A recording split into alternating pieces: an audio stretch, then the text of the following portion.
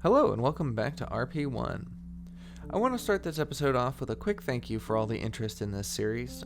Your likes and your comments let me know that it's really worthwhile and is something that you're into, so I wanted to thank you for all the engagement with that. And also I want to thank you to all these new subscribers.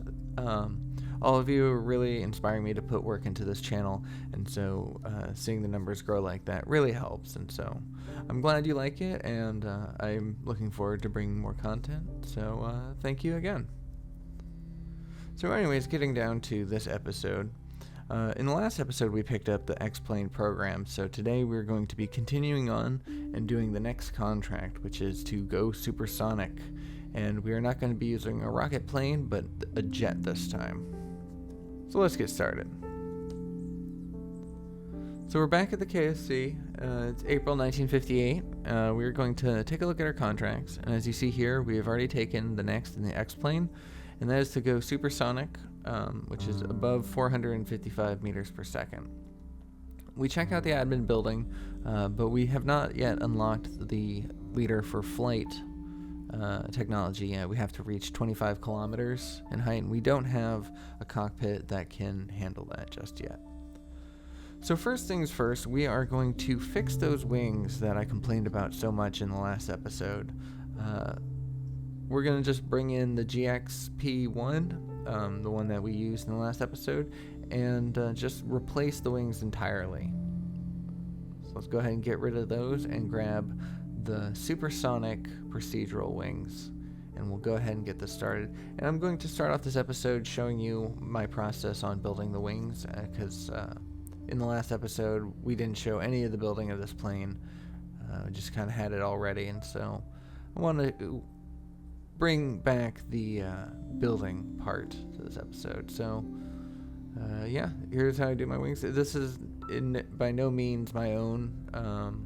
I learned a lot of airplane building from Calvin McClure and other Kerbal YouTubers. But this is how I like to do it. So we're going to go ahead and copy and paste the control surfaces from the tail fin. However, I don't realize until much later that there are supersonic control surfaces that would have been better to use as well. But I'll be learning that and applying that in a later design. So now I'm putting these little end caps on the wings for a little bit better aerodynamics. Little gaps make for places where drag can come, and so by having these little end caps, it reduces the drag that the control surfaces will have. So now it's time to reshape these, because of course we grabbed them from the tail fin. They were designed for the tail fin. Now the objective here is to have two control surfaces that are the same, basically the same thing, just tuned to fit in their spots. So they need to be roughly the same length, but there also should be a gap between them and between the control surfaces and the airplane itself. But not too much of a gap, because like I mentioned, gaps cause drag. So there we go, we have a nice little connection there. And doing things like the control surfaces, you're going to be doing a lot of micro edits, a lot of just tiny little adjustments here and there, trying to get them to line up perfectly, but it's worthwhile to take that time to do it. So I just emptied all the fuel out of our tanks to make sure that our center of lift and our center of mass is still properly aligned even when the airplane is out of fuel. So here's what I do for the tail fins is before I remove them is I opened up the J menu and set them as the default. So when I went to grab supersonic wings, it was already in this defaulted shape. So once again, we're going to be adjusting our control surfaces, making sure that they fit exactly.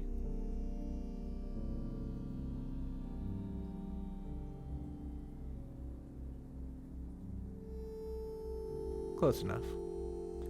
So now we're going to work on this tail fin.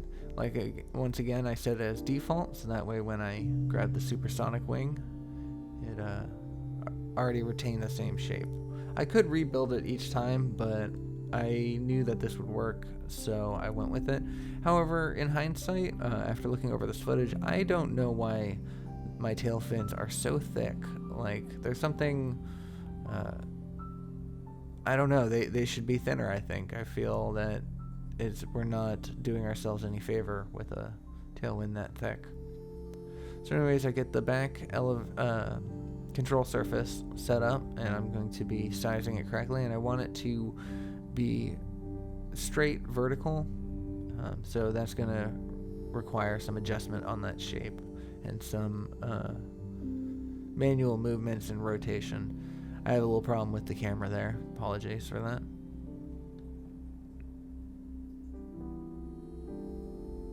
So I want to bring up the tail, make sure that it doesn't drag onto the airplane itself. There's a little gap for it. I could have made that a little better, but at the time I figured that was good enough. I bring up the fire analysis. This is more for you than for me because I'm not really sure what I'm looking at, but that was the aerodynamics of it all. I make a few changes, but I don't end up keeping them. So there we go. We raise our gear. That's going to help us with our takeoff because we like to air launch these. I'm going to go ahead and simulate, and everything worked like a charm. So we're going to go ahead and save this, and we're going to rename it to the XP2 since we made some major changes. And now we're going to start on a new plane, and this plane is going to hopefully satisfy the contract.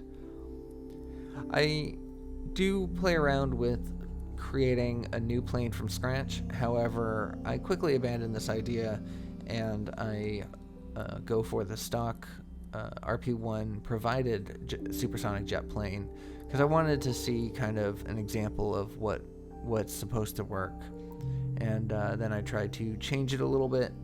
We make some adjustments on it to make it a little different.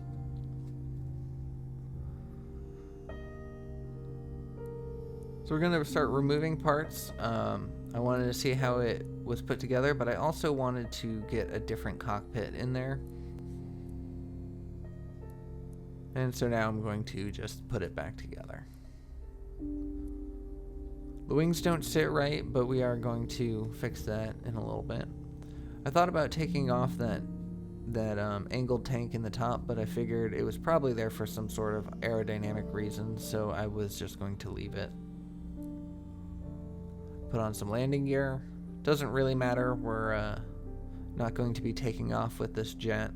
As long as we can land it, that's good enough.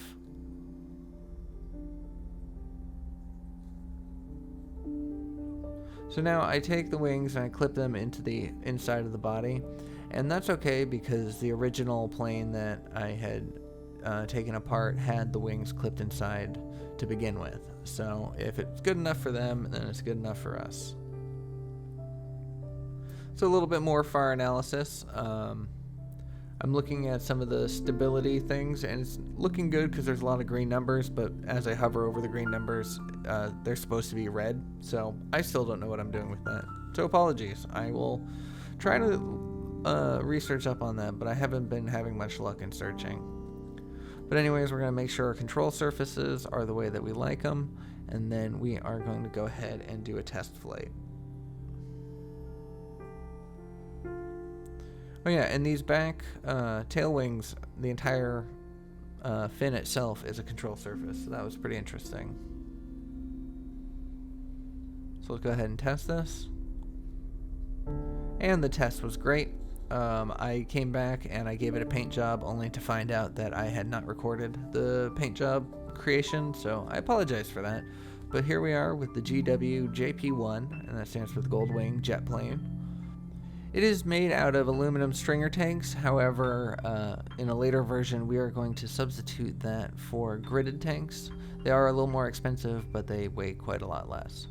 This plane is also equipped with a couple parachutes to help slow it down, an ejection seat for safety, as well as supersonic science to collect in flight. The problem, though, is that for this jet, I need some pieces that we just don't have the science for. So I'm going to come in here and see what I can do. I only have 3.6 science, and the next node for the airplane's supersonic flight requires 4. However, we are already researching some things, and I noticed that satellite era science we can sacrifice for 7 points of science, and then we can put that into the supersonic flight. And the thing is that we will need the satellite era science to complete a contract. However, we're not in the orbital stages yet. We can hold off until later. And by completing this flight, by using the science to complete this flight, we will gain more science to put towards the orbital technology. So it's only going to take 2 months, so that's great. So now we just need to see what parts are going to be holding us back after this.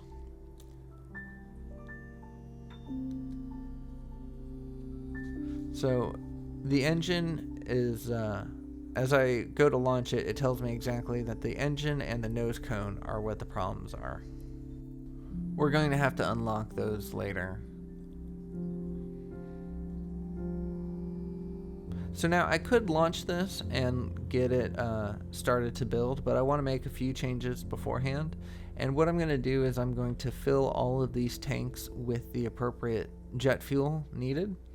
And then I'm going to lower the utilization on all of it so they're not actually holding any of that fuel. I went to launch it to create one, and I realized that I didn't have the parts tooled, so I brought up the KCT menu and canceled that build so I could tool the parts before making the plane. And most of the things that I need to tool is that little aerodynamic tank on the back that I just showed, which isn't great. I could have taken that off and everything, and I probably should have, but that brought our tooling costs down from a $2,739 plane basically to a $299 plane, and that's going to be great. We still have to put the engine and the nose cone on there, so that price will go up a little bit, but not considerably. So supersonic flight's only going to take about 2 months, and we're still net positive, so that's good. We've got a nice amount in the bank account. So when I warp to complete and it cancels, I'm a little confused. I'm thinking that I had run out of money, but apparently one of our crafts was running out of battery, and I was very confused at why that would be the case. We didn't have any flights out, and that's when I remembered how the first flight went. Angela Watson's maiden voyage with the X-plane ended in all that debris hanging out in the sea. And so when I remembered that, I got myself a chuckle and went to get to work recovering all those pieces.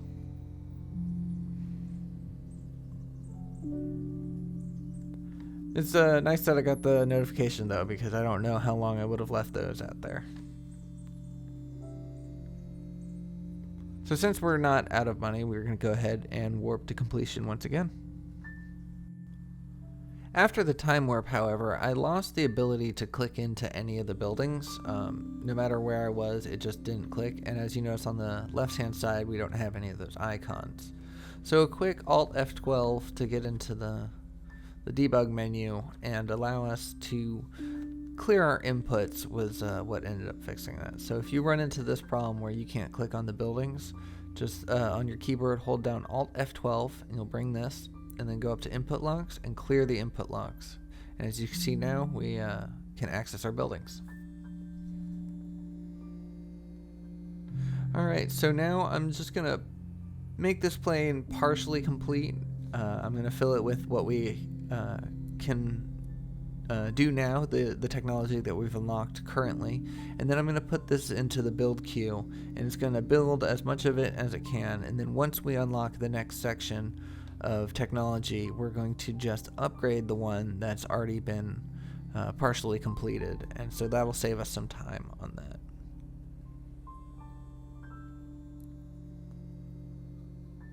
And so I'm looking for an engine with the highest amount of thrust, and it happens to be the one that we were using previously, so we're just going to pop that in there.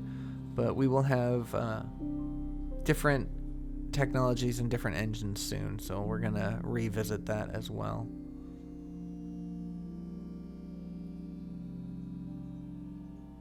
So I filled all those tanks up with the appropriate fuel, but now I'm dropping its utilization down to 0, so it doesn't actually hold any of the fuel. And in the nose cone, I'm going to play around with the balancing of fuel between the nose cone and the body to adjust my center of mass and center of lift. But first we're going to put it through a simulation, see how it works out as is. So I wasn't too impressed with the engine. It didn't quite get to the speed that I was hoping, and I realized that I will want the upgraded config for it in order to complete this mission.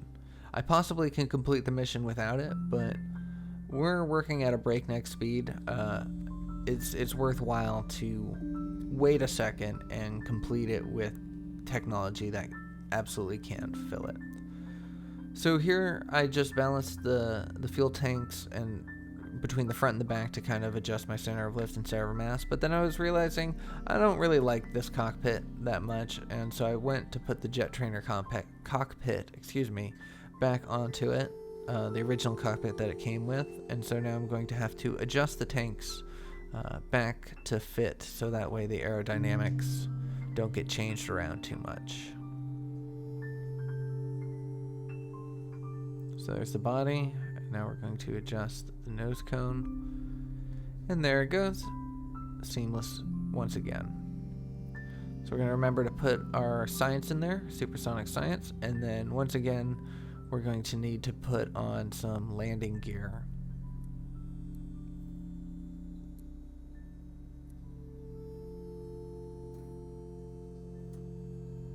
I'm going to lift this landing gear up, and so that way the craft is ready to be air launched. We don't need to spend time with our gears all the way deployed, only to retract them later. So I remove all the fuel out of the front, and then to see how this plane will be balanced when out of fuel or low on fuel after the end of a mission. It's important to think ahead when balancing your center of lift and center of mass to what's going to happen with your fuel utilization. Thankfully, this craft is fairly well balanced, so no matter what, when it runs out of fuel, it should be balanced itself.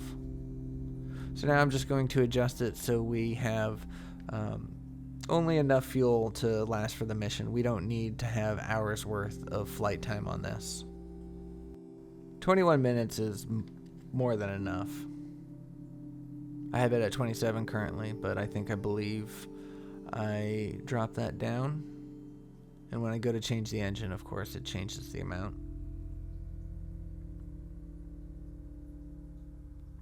So now we need to spend 4 of our points on supersonic, mature supersonic flight, but that's going to be very useful because it unlocks not only the air brakes and the engine config that we need, but as well as the level 2 of our air launch, which allows us to start higher and faster.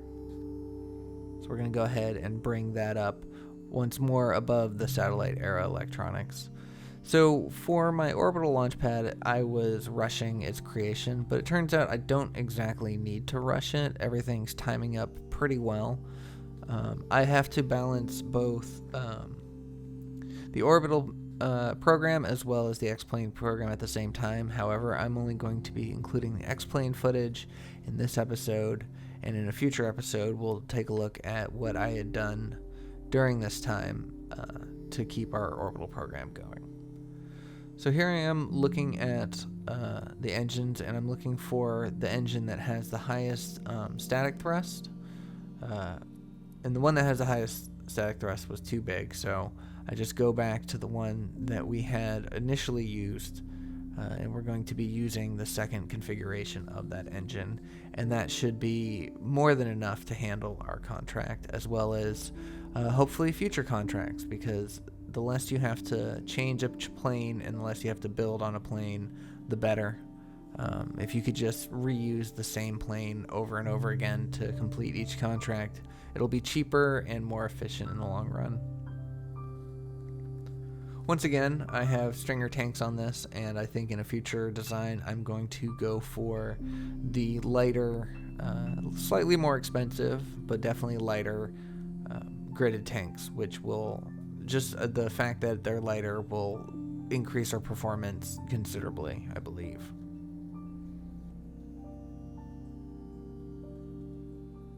So we're going to go ahead and do another simulation. And it was a great simulation. 100% absolutely what we needed to do. So we're going to go ahead and finalize this design. We're going to tool the parts that we had left off. And we're going to go ahead and get this ready to put it into production. But first we want to take a look at our pilot training and see what we're going to need to pay attention to with there. We only have the one pilot, and I believe that we're going to want to hire another one as well. I think it's about time to start training new people. And it's important. There's no training I can do just yet until the thing is produced, but it's important to keep training in mind and keep your time utilized as best as possible, because once you start pumping out these planes, you're going to want to have the training completed close to the same time that the plane is ready to be launched. So I'm going to go ahead and hire a bunch of researchers here. I have the money for it. I don't max them out, but I definitely hire more so that way the supersonic flight can come a little bit faster. There you go. And now it has been unlocked, so we are going to go back in and finalize our plane and then put it into production. So let's unlock these parts. And it is ready. The GWJP1 is now on its way. We can start training our pilots for it. I move all the engineers off the orbital platform and put them all in the hangar in the hopes to pump this out as fast as possible, but it seems that that makes no difference on its build speed. So here we are at the astronaut complex, and we are going to hire Sebastian Hahn because of his high courage and low stupidity rates. It's good. He's a little bit more stupid, but a little bit more courageous than our Angela Watson, so hopefully that'll be a nice balance, and we'll be breaking some speed records with him.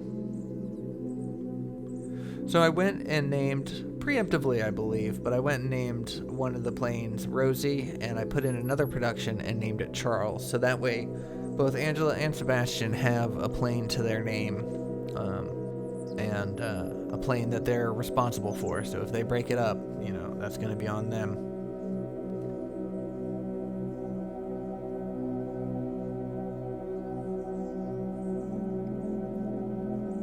So I'm going to remove some of those people from the hangar and put them back into the orbital launch pad.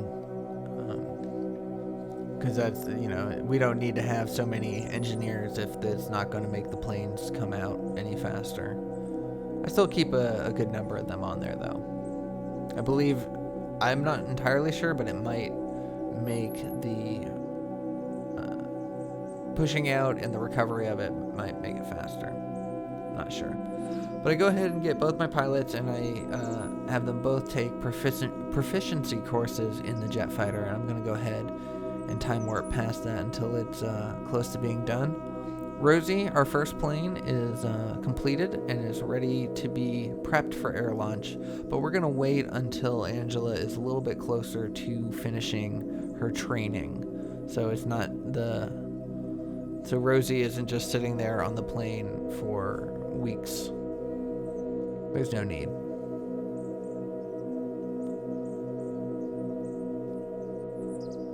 So satellite era electronics research is about to be done, and so we're going to be making some changes to our orbital rocket. We're going to be adding some solar panels to it, so it's going to be good.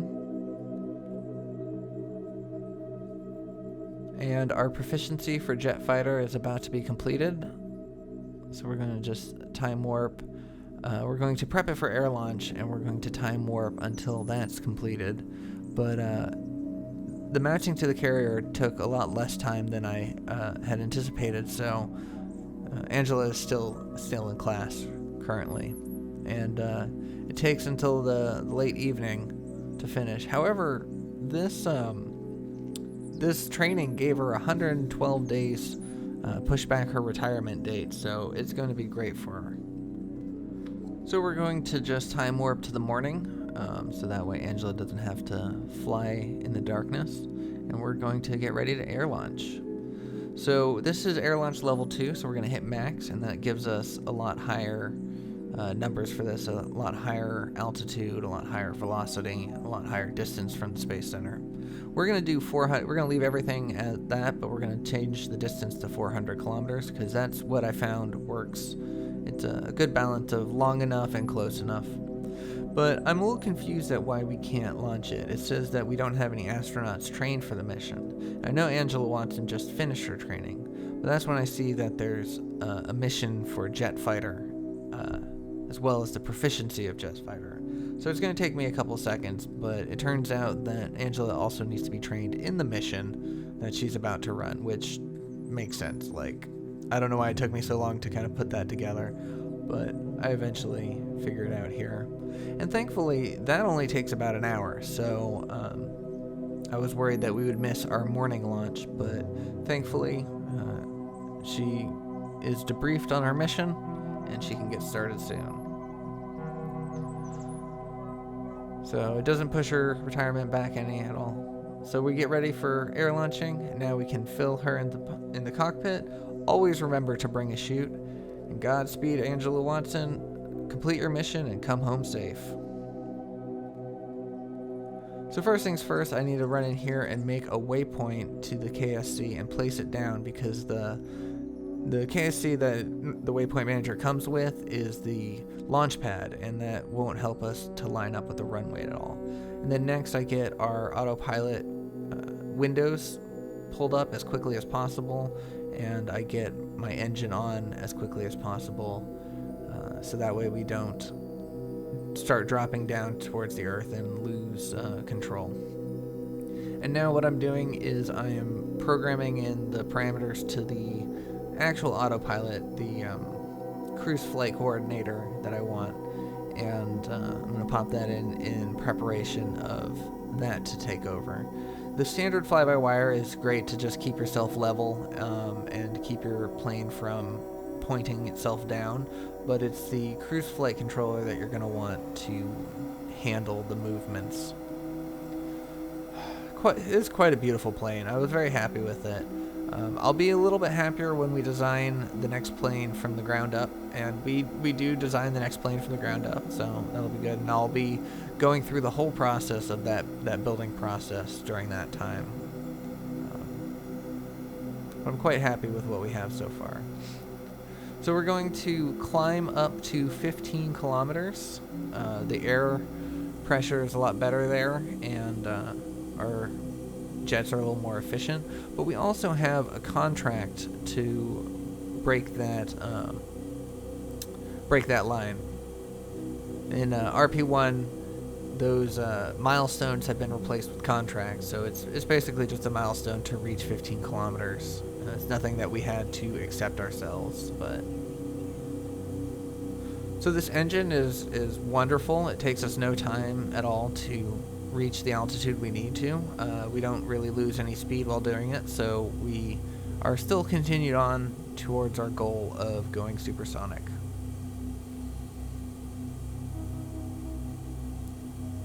It's going to take a little bit, but we'll get there. And so we're going to level out and pick up speed. I'm going to fast forward a little bit.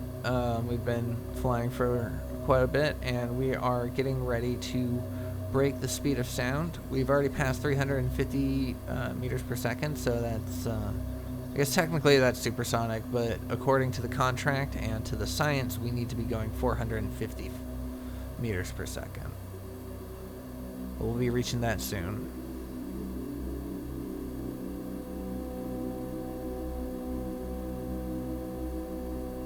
And before we know it, we hit the proper parameters. Our supersonic flight data is running, and the contract timer is counting down. We are time warping or physics warping 4 times speed, so that's why our engine keeps doing that little firing on and off, is to hold the speed that it's trying to hold. So we just need to hold that speed for the next 5 minutes. So we're gonna fast forward a little bit to get there. And as you see, in 7 seconds, 6 seconds, we're going to complete this contract. There we go. So now all we have to do is land safely. We can just land in the ocean if we need to, but if we land on the runway within those parameters, we'll get a little extra bonus to our reputation, or maybe it's confidence. Either way, the public likes when we land our planes on the runway. So now, even though we completed the contract, we're going to keep going supersonic because we still have science data to be collected.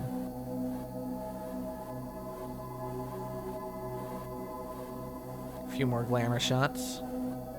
Things, nice pictures to post online, share our creations.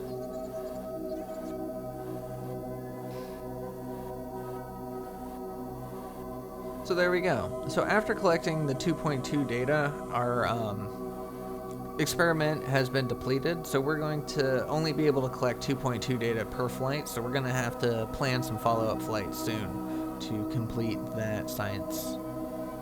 But it's good because we just got Sebastian Hahn as a pilot, and he has a plane that almost completed, so we'll be able to do that. We're going to use the flight controller to approach our target as well as descend to the appropriate altitudes, but we are going to be landing by hand. So I turn off speed control so it doesn't fight me trying to stay at 250 meters per second while we're going over 400 and descending. That's just too much for the plane to deal with. So I descend at about 1,000 meters per step. Like each time I do a little step down, I drop down until I reach about 1,500 meters, and now I'm doing it at 1,000 meters, and then I will eventually come down to 500 meters, and then I will take over and fly by my joystick.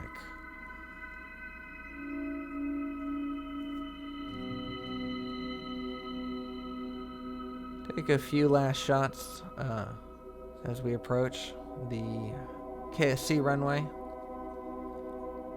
Very excited to do our very first actual landing. I was testing, mainly in my test was to see that the plane was aerodynamic, that the engine could handle the supersonic flight, that the wings could as well. I didn't do much landing practice. Most of this landing is just going to be done using my knowledge of stock KSP aerodynamics and stuff, so this is going to be very interesting.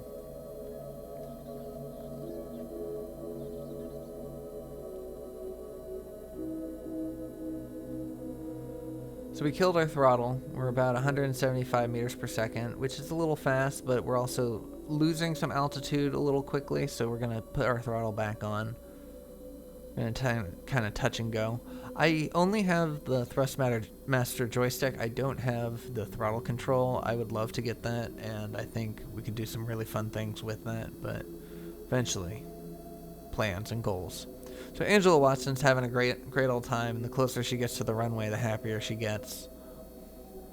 So I'm going to just let you know right now that this landing is about to go sideways really quickly. And I want to explain kind of what happens beforehand so you have an idea of what you're looking at when it does. So this joystick has several button combinations, and I had programmed them right at the beginning. Look how happy she is. Programmed them right at the beginning, and I had forgotten that if you hold the brake and stage, which I was trying to stage my parachutes, it activates the abort sequence. So Angela Watson goes flying through the air, her parachute grabs, but I just reloaded my save, and I tried to change it, but as I changed it, it activated the abort sequence. So here are my third landing attempt. I'm coming in, but I was way out of control and going way too fast. So when I go to land, I quickly flop myself over and break off pieces of my plane. So this is yet another failed attempt. And there she goes, flying off in blaze of glory. Attempt number 4 was a lot calmer, still fairly fast, but at least we were holding straight instead of flying all over the side.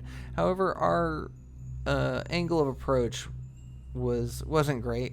and that ended up being our downfall on our 4th attempt. Our brakes are going, as you can see, we're holding steady, but aiming off the runway, and any attempt that I made to turn to the left failed. And of course, we're going way too fast for the angle that we're at, and once again, another failed attempt. So here we are on our 5th attempt, and this is going to be the final attempt that we do of the episode. And I wanted to start it from the very beginning to show you that in every single attempt that I made just there, our parachute started right off the get-go, like staged as soon as the save loaded up. So every single time that I made those attempts, and this attempt as well, I will have no parachutes. Nothing to help me slow down. I have to just kind of figure it out myself.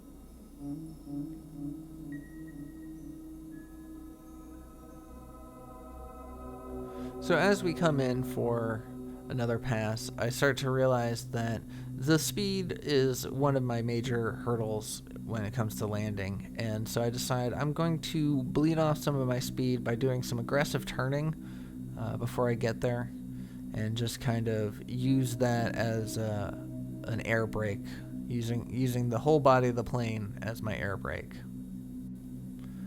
Unfortunately, we had actually unlocked air brakes. We had the ability of adding them onto this plane, just didn't think about it, and therefore didn't include it. So we're definitely going to have to remember that for the next design, because did not like this flying technique. Even though it worked out, I did not enjoy it.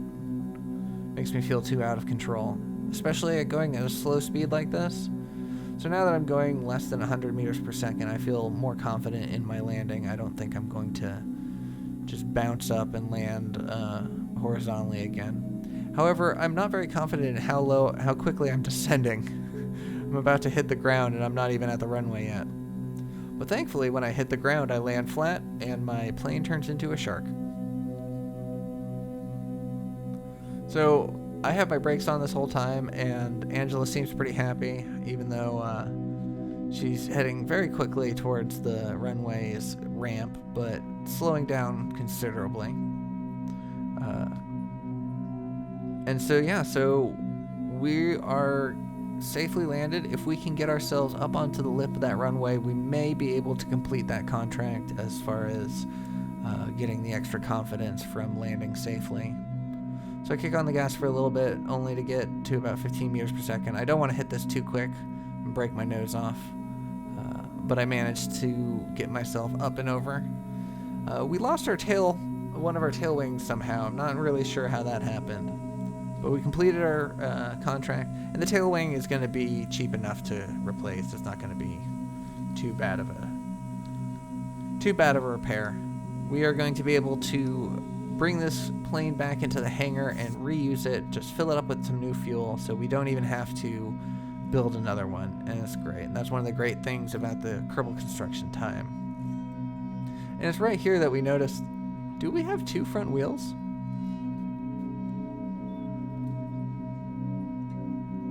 So very importantly, like I mentioned, we need to use the KCT menu from the toolbar. If we were to recover this vessel, we'd get the money back from it, but we would lose the vessel itself. So we come down here to the KCT menu, and we go to integration, and it gives us this option to recover active vessel to warehouse. So make sure you do this if you are flying planes in RP1. So it's great. Angela Watson had a great run. It pushed back her retirement date by 21 days. We got some science out of that. Not all the science, but we'll be getting some more soon enough. The plane is going to be recovered soon, and the second jet will be completed soon thereafter, and Sebastian Hahn will be able to do his own supersonic flight solely for some science there. And our orbital rocket is on its way. But anyways, that's where I'm going to leave today's episode. Thank you so much for watching. I hope you enjoyed it. I hope you're looking forward for more RP1. If you did, please consider giving me a like, drop me a comment, let me know your thoughts, and I will see y'all in the next one. Take care.